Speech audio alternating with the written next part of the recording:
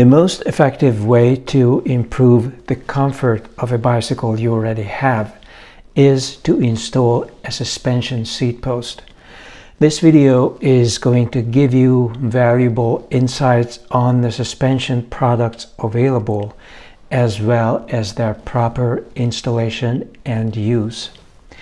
The comfort of a bicycle depends on the seat selected, the suspension available in the seat, the suspension available in the seat post below the seat, the suspension in the frame of the bicycle, the size and type of tires used, and any suspension technologies installed in the wheel hubs. A detailed explanation of these aspects and how they can be combined to build the most comfortable bicycle possible is available in my book titled Maximum Brompton via my shop linked below. There are a couple of things to consider before installing a suspension seat post. The first thing to consider is that no suspension seat post will make much of a difference if your bicycle saddle is not correctly sized. A detailed explanation of how to select a seat that properly supports your anatomy is available in my bike saddle video, which is linked below, as well as in my book. Using a suspension seat post with a saddle that is too narrow for you, so that you sit on your loins rather than on your sit bones, will make a slight difference, but not nearly enough to achieve the comfort level the post was designed to deliver. It is baffling to see people using narrow and lightweight racing saddles with heavy suspension seat posts. Another thing to consider is that all comfort improvements come with a weight penalty. The more comfortable your saddle, the heavier it's going to be. And the same is true for seat posts. A titanium or carbon fiber racing seat post will always be far lighter than one with a sophisticated suspension mechanism. At the end of the day, you will have to decide between comfort and lightness. To make matters worse, any sort of flexing anywhere in a bicycle will reduce its performance, and suspension seat posts invariably increase flexing. By choosing to improve the comfort of your ride, you are opting for a heavier and less efficient machine. Finally, not every bike has space for a bulky seat post. The good news is, for small wheel bicycle riders, most of these machines have very long seat posts. This extra length allows for the installation of complex and bulky suspension mechanisms.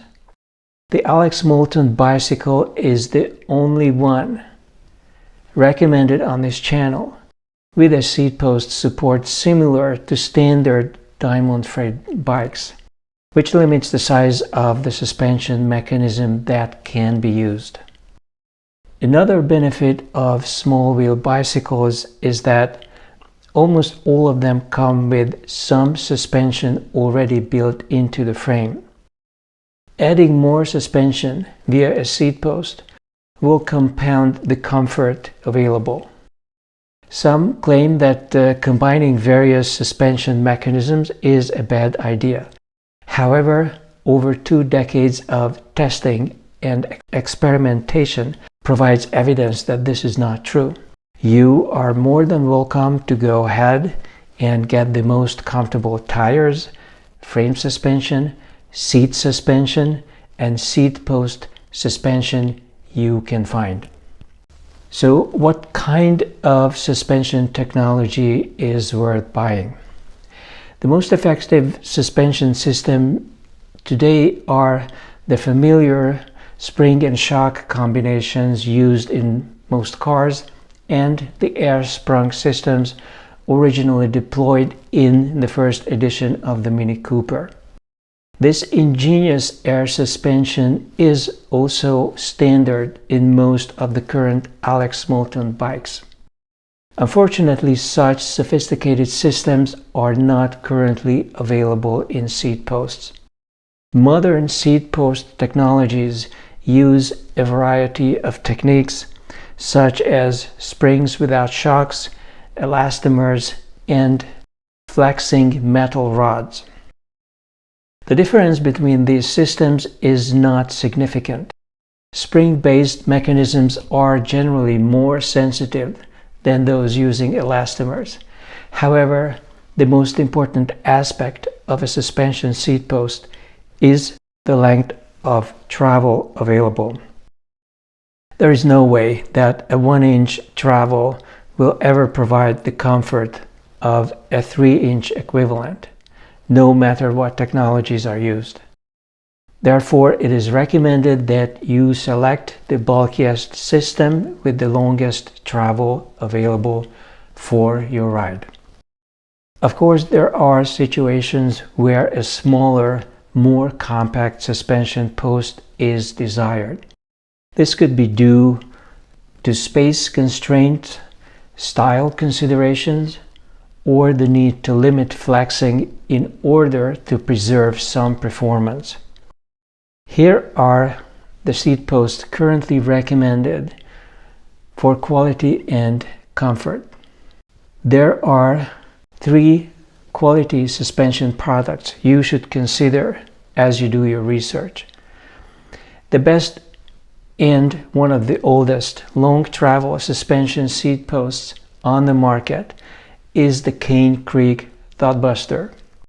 With a maximum length of 406 millimeters and a weight of 500 grams and a maximum travel of 50 millimeters, this seat post offers a lot of comfort without adding an exorbitant amount of weight.